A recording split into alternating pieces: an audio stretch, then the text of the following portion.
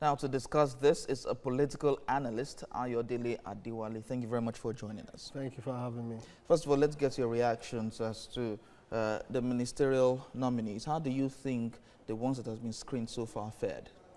Well, they've done very well, particularly to answering the questions that were put before them.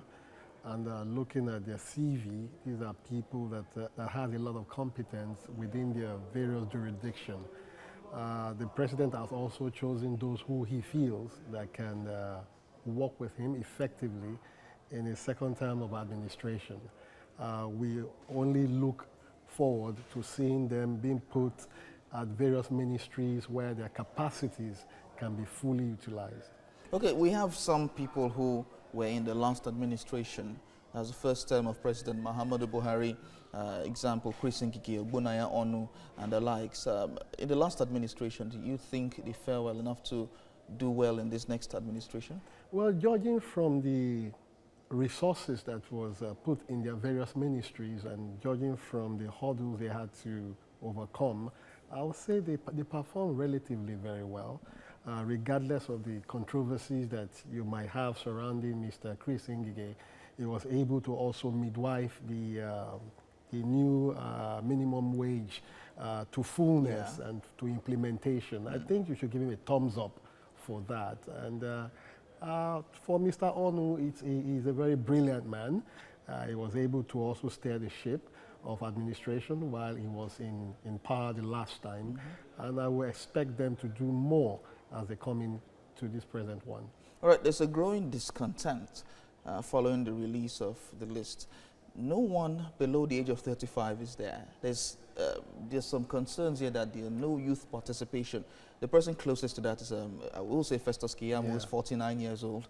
What will you say to that? Because President Buhari was signed the Not Too Young to Run bill. And now that the bill has been signed, there's no representation in the ministerial nominee list. Well, I would say it's rather unfortunate that it happened, but again, there's a maxim that says that power is not served a la carte. It behoves on the youth of the party to also understand the intricacies and the dynamics within the party and to lobby more stronger. Nobody will come give you power while you are seated.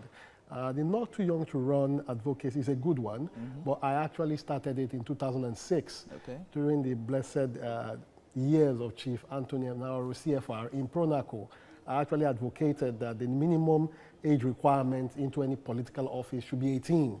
And it took us through and forth. At the end of the day, I presented my presentation at the plenary of the Pronaco, and it was accepted. For the APC youth, because I don't consider myself a youth, I'm 44. Well, you were a youth when you became the youngest local government chairman. I was not given. Okay. I struggled for it. Okay. For 4 years, I was on the street distributing handbills. I sold my 2.0 Nissan vehicle that was given to me by my mom for 34,000 naira in order to produce handbills. And I was giving people the handbills. I was talking to the people in the corridor of power, and I was talking to the people on the street. After 4 years, I thank God that Asiwaju Bola Ahmed Tinubu got convinced.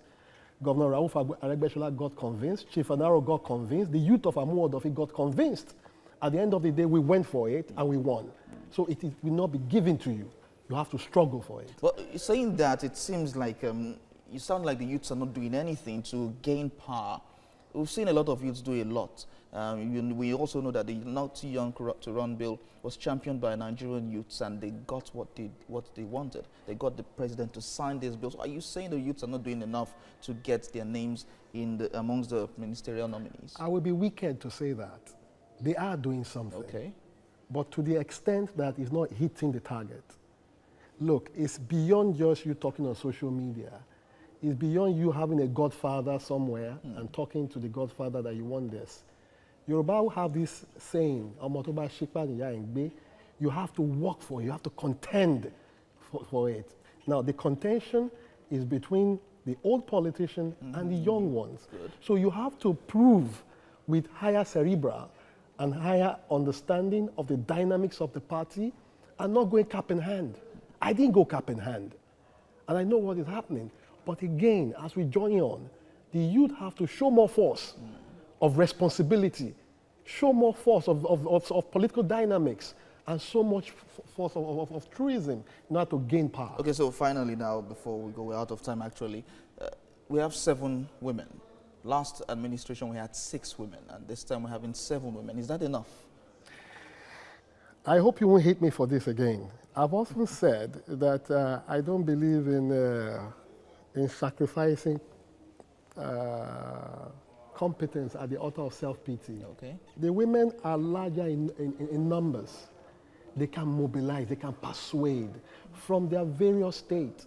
Their mobilization should be more intense. Their persuasion should be more intense. They should use their number to determine what they want. We say a woman cannot become president of Nigeria. True.